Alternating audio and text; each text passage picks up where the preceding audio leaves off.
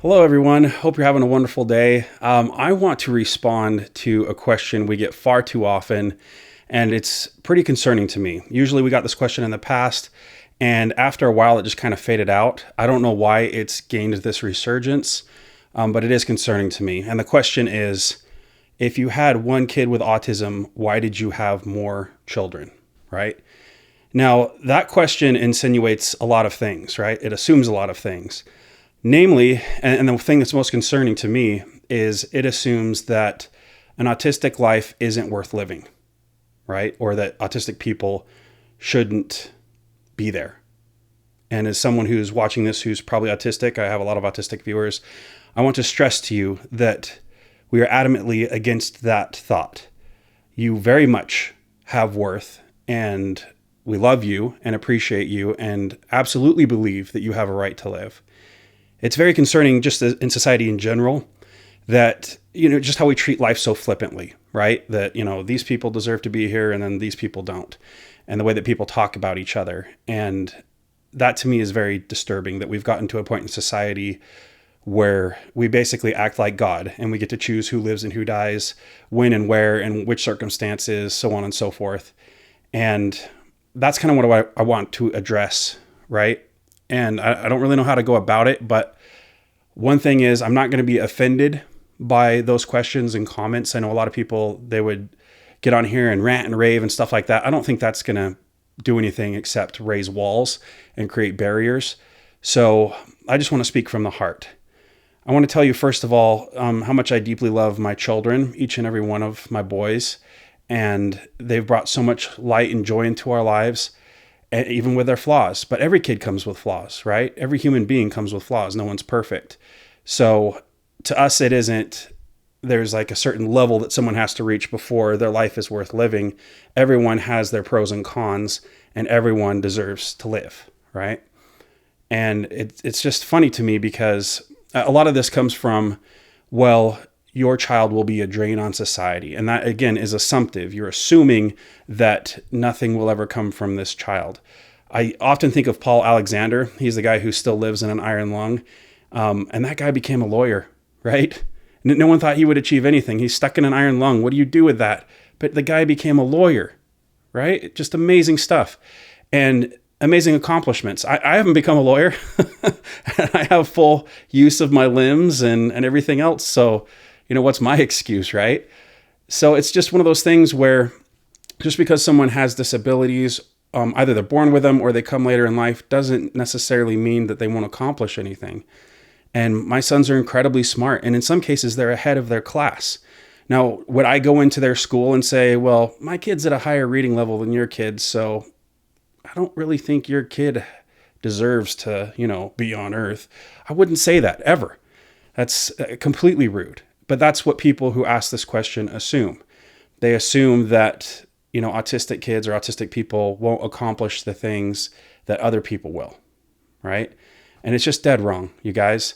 You take a look at so many examples like Temple Grandin. Some believe Elon Musk is on the spectrum, and how you feel about him politically or not, I'm not concerned with that. I'm just talking about his accomplishments, right? Like the SpaceX program and what he's done with a lot of technical companies or software companies and things like that. I think he started PayPal is what I understand. Just these great accomplishments. The guy who invented Pokemon is my understanding that he's on the spectrum. A lot of people felt that Einstein was on the spectrum, and the list goes on and on. All these great minds who see the world differently, who their brain works fundamentally differently. They can see things I like to say it's like a 3D blowout chart of instructions, right? Instead of just 2D, like most people see in a very linear path. They see things like, 360 all at once. And that's true of some autistic people, not all, but they just accomplish a great many things.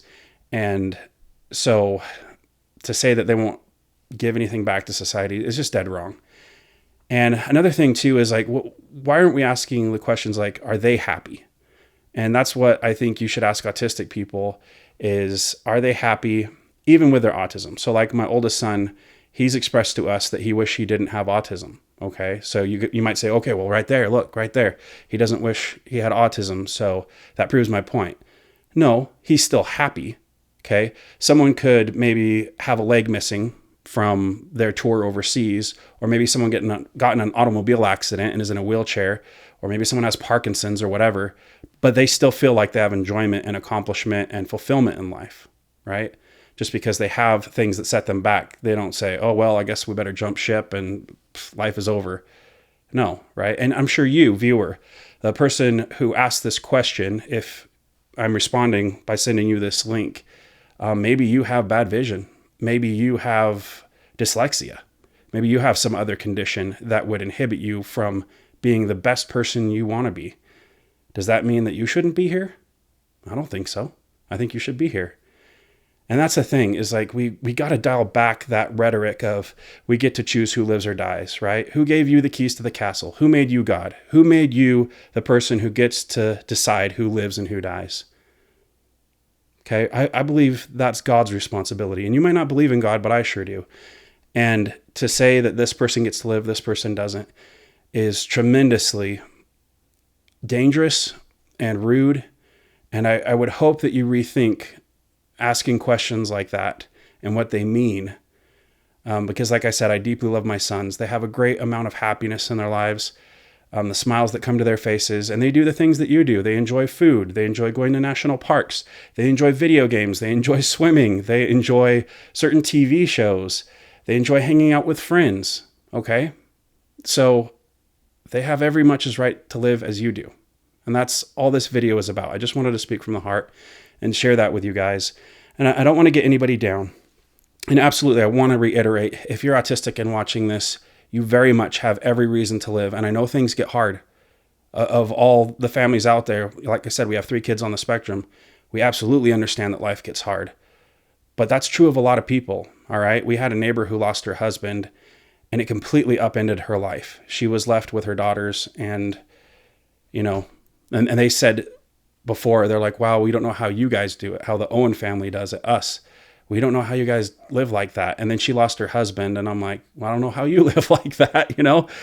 Everyone has trials and difficulties, and I think we really need to stop doing this whole, well, you get this, you don't, I judge you this way, you know what I mean? Where everyone gets to kind of pick and choose who gets to stay on this earth. It's just incredibly dangerous rhetoric. I would say Nazi-like rhetoric, right? And eugenics and stuff like that. And I usually don't like to throw that out there because people say like, oh, that's Nazi, that's Nazi. Like, it's just one of those things in society. We love to throw around that word. But at a very core level, yeah, it's very Nazi-like to say that that person doesn't get a chance to live because you think that their genetics are inferior, or you think that because they have a handicap, they're inferior, et cetera, et cetera. So I think I've slapped that dead horse enough. And again, we love you. We absolutely love you and want you to know about your worth. And you're welcome here. You're welcome here on our channel. And that's the message, guys. And I hope you have a wonderful day. I really do. And even if you ask that question, I hope you have a wonderful day and that you look at life a little bit differently after seeing this video. And when you see people who look different than you, have disabilities, ask yourself, what are my disabilities? What are my things that I need to work on and improve? And just have that be okay. Just have that be a part of the human experience. And with that, we'll see you guys in the next video. Thanks.